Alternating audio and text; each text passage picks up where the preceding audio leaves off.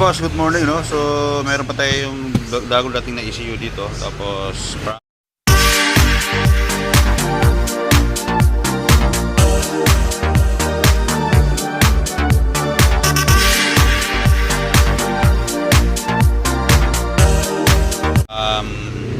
kay Sir from Albay. Tapos, meron pa tayo dito.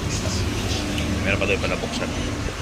So, buksan ko muna to. Tapos, tingnan natin kung ano yung problema dito.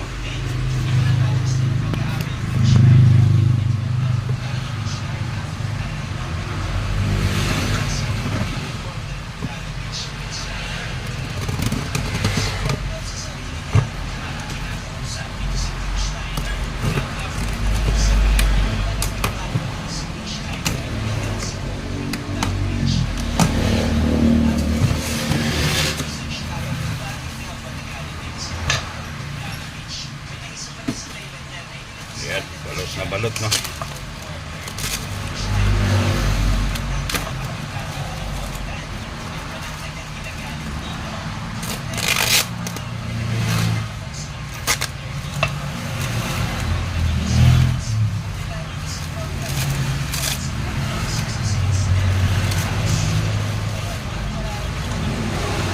Yung mga boss, so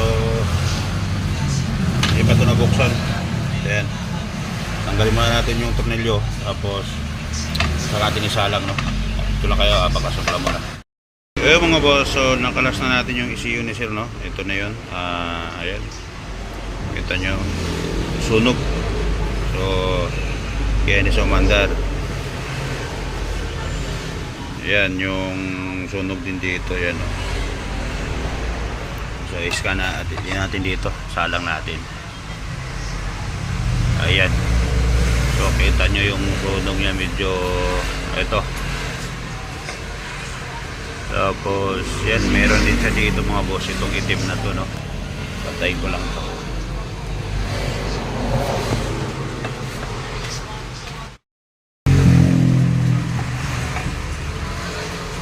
Ayan mga boss, ito sunog itong part na to. Yan, tapos ito, yan sa likod. So kaya hindi sa commander, no? Walang check engine yan. Yan. Tapos sa likod, ayan, nakita nyo yung sunog dyan na medyo malaki. Ayan, no? So titignan natin to kung kaya pang repair na tumatagal, ano? Kasi kung ma-repair naman ang panandalian lang, huwag na lang natin repairin mga boss.